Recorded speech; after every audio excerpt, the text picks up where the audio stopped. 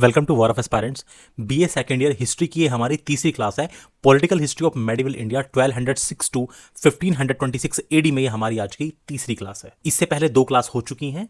यदि आपने वो नहीं देखी हैं उनको जरूर देख लीजिएगा। ये उसी से आगे तीसरा पार्ट है। इन क्लासेस में हम एग्जाम में पूछे जाने वाले मोस्ट इंपोर्टेंट क्वेश्चंस को कवर कर रहे हैं, हिंदी और इंग्लिश मीडियम दोनों ही तरह के स्टूडेंट्स के लिए। और इससे पहले की दो क्लासेस के अलावा दो पुरानी क्लासेस भी हैं, उनको भी जरूर देख लीजिएगा। उनमें भी कुछ अच्छे अच्छे क्वेश्चंस शामिल किए गए हैं। आइए आगे बढ़ते हैं और अगला प्रश्न देखते हैं। अगला क्वेश्चन है, इल्तुतमिश का शासनकाल बताइए।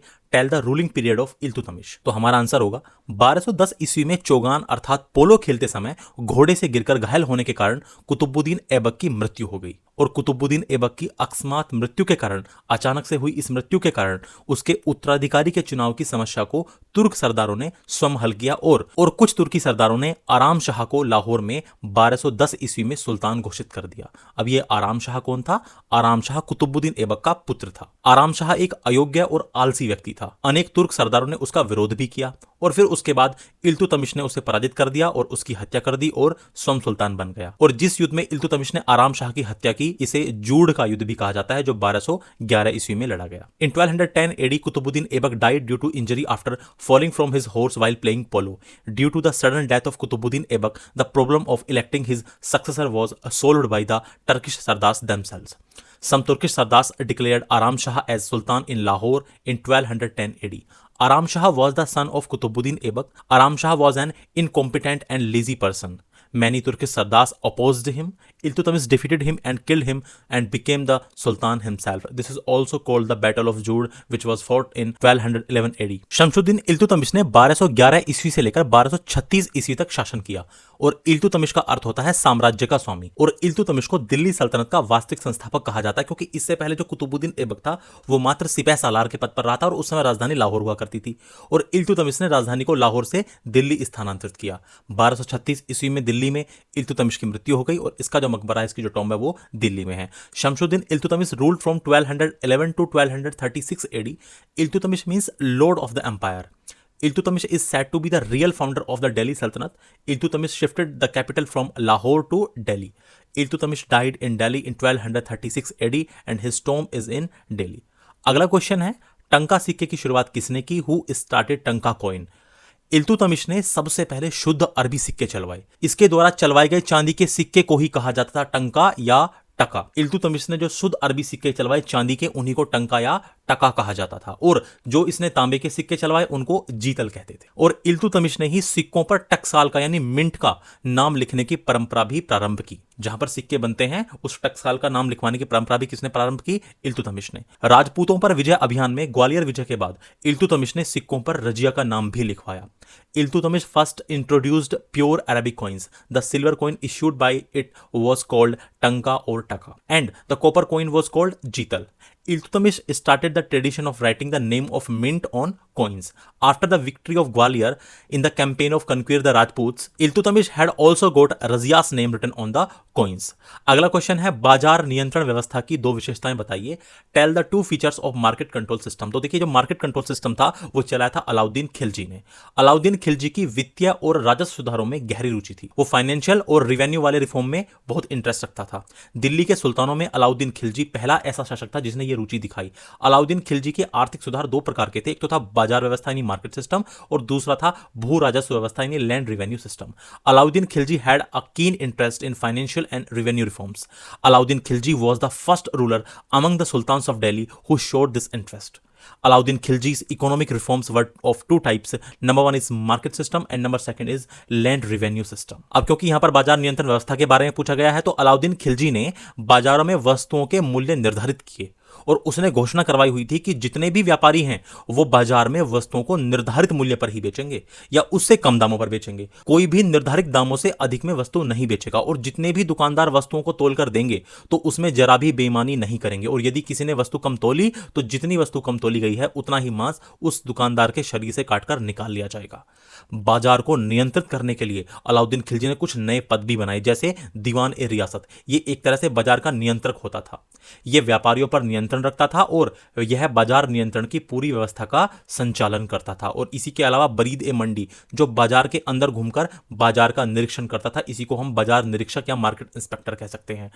और इसके अलावा मुनहियान, ये एक तरह का गुप्तचर होता था जो गुप्त सूचनाएं प्राप्त करता था। Alauddin Khilji fixed the prices of goods in the market and he had announced that all the traders in the market would sell the goods at the fixed price only और at lower prices. No one would sell the goods more than the fixed prices, and all the shopkeepers who weigh the goods and give them will not be dishonest at all, and if someone weighs an item less, then the same amount of flesh will be cut from the shopkeeper's body as per the less weighted item. To control the market, Alauddin Khilji created some new posts. For example, Diwan e Riyasat, he is called market controller. It controlled the traders, it operated the entire system of market control.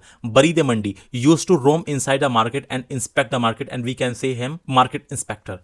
Munhian, we can say him spy, used to receive secret information. अगला question है, तुगलकनामा किसने लिखी? Who wrote the Tughlaqnama? Tughlaqnama के लेखक अमीर खुसरो थे। इनका कवि के रूप में कार्यकाल शुरू हुआ था बलबन के शासनकाल में। गुलाम वंश के शासक बलबन के शासनकाल में ही इनका कवि के रूप में कार्यकाल शुरू हुआ और अमीर खुसरो को तोताए हिंद के नाम से जाना जाता है, द पैरट ऑफ इंडिया भी कहा जाता है। अमीर खुसरो अलाउद्दीन खिलजी के शासनकाल में पहली बार दरबारी कवि के रूप में नियुक्त हुए और अमीर खुसरो ने बलबन से लेकर मोहम्मद बिन तुगलक तक कुल 8 सुल्तानों का शासनकाल देखा। अमीर खुसरो ने ही 2 वाद्य यंत्रों तबला और सितार का आविष्कार किया। अमीर खुसरो ने ही खड़ी बोली का आविष्कार किया और कव्वाली गायकी की शुरुआत भी अमीर खुसरो ने ही की। The author of Tughlaqnama was Amir Khusro. His tenure as a poet had started during the reign of Balban. Amir Khusro is called तोताए हिंद और we can say the parrot of India. Amir Khusro was appointed as a royal poet for the first time during the reign of Alauddin Khilji. Amir Khusro saw the reign of a total of 8 sultans from Balban to Muhammad bin Tughlaq. It was Amir Khusro who invented 2 musical instruments, tabla and sitar. It was Amir Khusro who invented खड़ी बोली and he was the one who started qawwali singing. अगला question है, घोड़े दागने की प्रथा किसने शुरू की? Who started horse stamping system?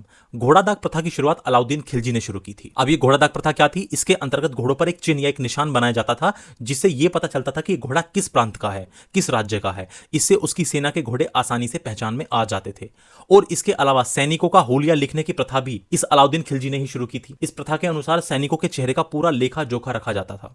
The practice of horse stamping was started by Alauddin Khilji. Under this, a mark was made on the horses which showed which province the horse belonged to. Due to this, the horses of his army could be easily identified. The practice of writing the profiles of soldiers was also started by Alauddin Khilji, and according to this practice, a complete account of faces of the soldiers was kept. अगला question है, लोधी वंश के संस्थापक का नाम बताइए। Right the name of the founder of Lodhi dynasty.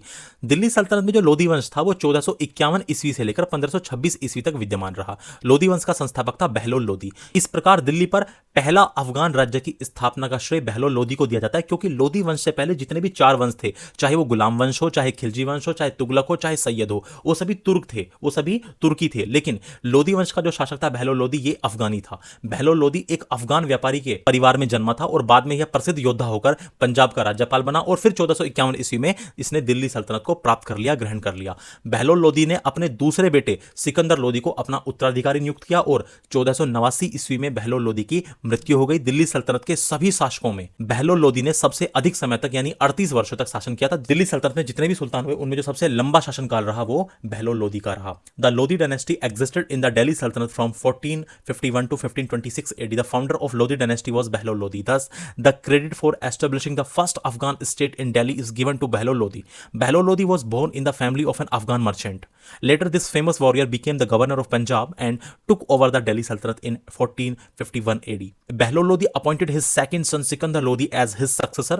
Behlol Lodi died in 1489 AD and Behlol Lodi ruled for the longest time, almost 38 years, among all the rulers of the Delhi Sultanate. अगला question है, बलबन के 2 राजत्व सिद्धांत बताइए। Tell the 2 kingship theories of Balban.